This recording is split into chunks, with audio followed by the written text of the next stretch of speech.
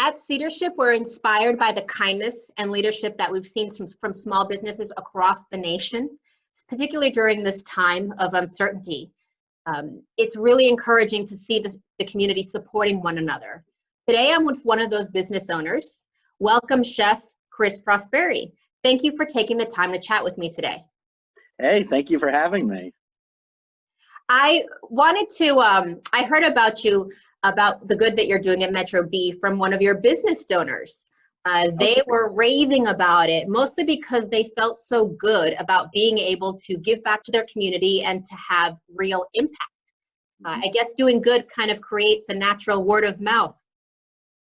Yeah, and in a bad situation, it turns it into good, right? I mean, that was the main reason Courtney wanted to initiate this and start it, because basically on a Monday morning, we came to work. I mean, things were changing.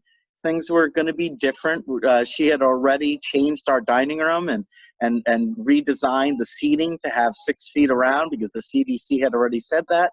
But by 2 o'clock in the afternoon, we were notified that at 8 p.m. that evening, we were closed, and that we were going to be closed, I believe his words were, until further notice. So the first couple days were, like going through grief almost. Like we were upset and angry and scared. And I mean, we had all these emotions. And then it was Courtney who was like, you know what, we have to turn this to good. And we're going to go through a rough time, but there are people out there still working on the front lines of this, putting themselves in danger and putting themselves at risk. And they're the ones that, instead of us feeling this self-pity, they're the ones we should be going out right now and telling them that we care and we support them. And they're the ones getting us through this. So you bring up Courtney, and just for anyone who's going to watch the video, she's one of your employees, right? Which no, she's the boss. Okay. She's the owner of Metro B's. We own it 50-50, but she's really ask anyone that works here, she's really the boss. I just cook. So tell us a little bit more about Feed the Front Lines. How many people have you been able to feed? How are you identifying what locations to go to? Well, it started out locally, right? We started with feeding the local police here in Simsbury and the local ambulance corps. And then we went to the visiting nurses. And, and that's when Courtney was like, this could get big. And, we're closed. We don't have a lot of resources right now. So she reached out to local businesses first. And there were people like, there were businesses locally that really came right up to us and said, yeah, we want to help you do this. So that started the money coming in. And when that started, Courtney really started working at like finding the different needs, like St. Francis Emergency Room, Hartford Hospital. And it was really just by reaching out to these people and telling them, this is what we're doing. And we're doing it because we want you to know that not just us, but the communities around us support what you're doing. And we couldn't make it, right? We can't make it through this without you. That we appreciate you, that you go to work every day and that you're treating these people and that you're saving lives. And this is, we don't get to go back to work until we get through this, and we don't get through this without you.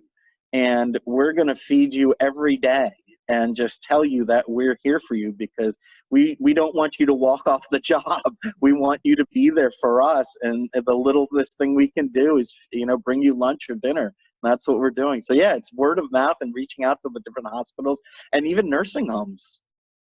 So what's been some of the unexpected surprises or some of the most rewarding parts of your experience doing this program?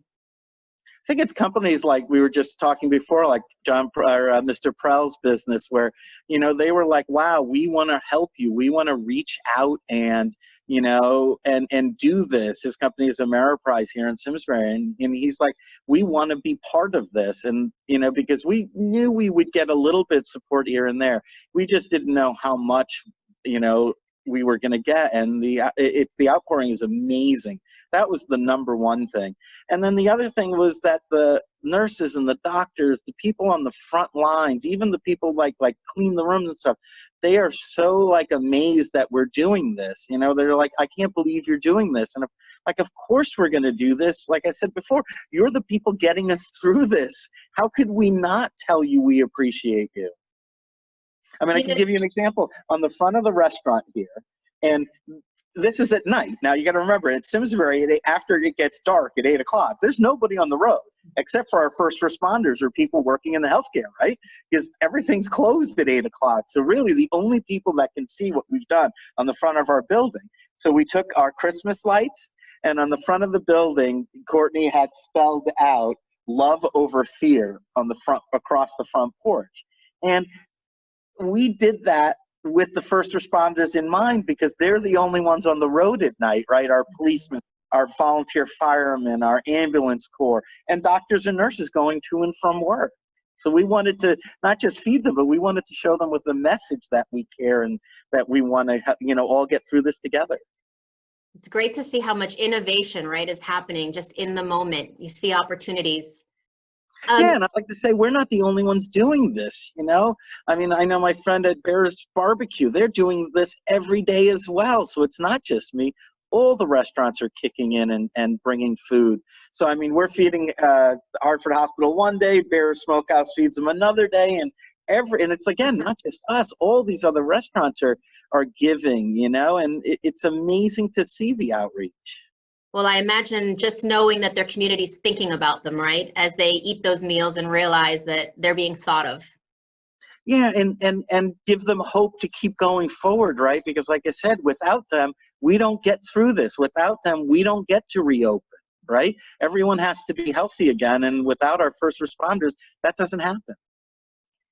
So I love looking on your GoFundMe page. I like seeing everywhere you visited, the number of people, even all your photos and the comments. Doing good anytime, it could be overwhelming for a small business, but particularly now, right, in adversity. Do you have any tips or lessons learned as you've kind of been quickly ramping up on this program to other business owners who might want to try something as well? Yeah, it doesn't have to be much. I mean, we started doing this out of our own pocket. And again, what are we talking, right? A little salad, you know, we put a couple pieces of grilled chicken on top. I mean, we're not it doesn't have to be like, you know, $100 meal. I mean, just baking cookies for them is enough, right? I mean, that's the thing. It doesn't have to be a lot. It just has to be something to say to the people out there working every day on our behalf, right? For us, that we're here supporting them and that we care, right? Because I think it's got to be an overwhelm. I mean, no matter how hard it is for Courtney and I here at Metro Beast, and how hard it is for us to get through this, you know, maybe being closed for months in the end, we're not risking our lives, right? We're not putting ourselves and our family in danger. We're just coming to work and making a couple of meals a day. So, I mean, it's important that, you know, we let the people that are really out there, you know, and again, it doesn't have to be much. Bake cookies, you know, anything. Buy them some ice cream, whatever it takes, right? So I see that I know as long as we're closed down and this continues, you will continue doing good and providing more meals. How can people help you? Where can they find you? Oh, on our webpage, metrobeast.com, right on the front page is the link for the GoFundMe.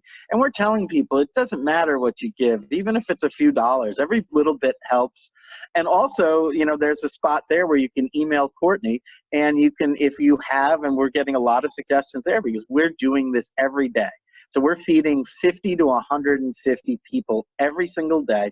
So Courtney has a schedule. So if you know of somebody that wants meals or that you want to say thank you to and have us deliver meals, give us suggestions. Give us people that we can reach out to and say, hey, we're doing this program. Would you like us to bring you lunch one afternoon?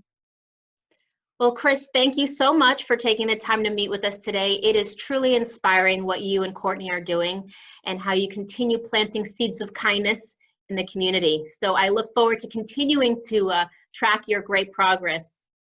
Thank you. Remember, we're all in this together. And remember, if you drive by Metro Beast at night, you'll see a sign, bright lights, that says love over fear. I love that slogan. I'm going to write that down and keep remembering that. Thank you. Thank you.